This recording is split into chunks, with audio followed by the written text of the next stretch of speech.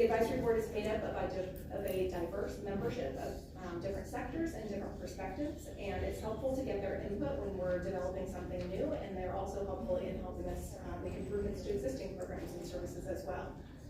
It's a volunteer board, and I'm grateful for the participation of our members, at least one of whom is in the audience with us today showing her support, so thank you for being here and thanks for your participation. And without further ado, I'm going to hand it over to Ms. Menor to share some updates about what's been going on in the advisory board for the last couple of years. Good morning. As Robin said, my name is Judith Menor, and I'm the current chair. As stated in our bylaws, the purpose of the advisory board is to advise and assist the Health and Human Services Agency on their efforts to address public health issues affecting the community and report to the Shasta County Board of Supervisors on a periodic basis. And as Robin also said, we've been going for a while, so we just completed our 22nd year of service to the public health. The board meets on the second Wednesday of every other month throughout the year, on Wednesdays, the second Wednesdays. And on the non-meeting months, the executive board meets on the second Wednesday. Board meetings are all scheduled, called, noticed, and conducted in accordance with the provisions of the Brown Act. Because we are not a state or federal mandated board, we did not have meetings during COVID, hence the reason you have not had any reports for a while.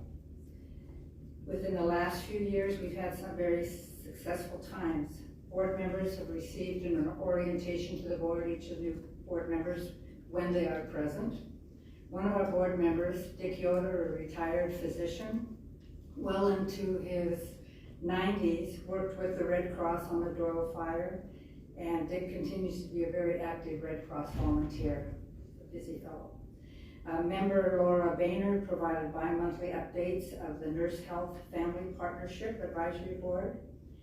And myself, I served on the county's Roadmap to Recovery Advisory Committee. The committee was established to act in an advisory capacity regarding implementing guidance given by the state in response to the COVID-19 epidemic. The following presentations have been given at our Public Health Advisory Board meeting, and we call it FAB, P-H-A-B, FAB. Fentanyl, the latest opioid trend, the Shasta Local Oral Health Program, the Health Brain Initiative, which included overview of Alzheimer's disease and related dementias and how they were being treated and supervised in the county. We had a presentation and tour of the Community Clinic Mobile Unit, the Public Health Suicide Prevention Strategic Plan, monkeypox virus statistics, data, and vaccine information. Nurse Family Partnership gave a presentation regarding 10 years of success, better world start with great families and great families start with us.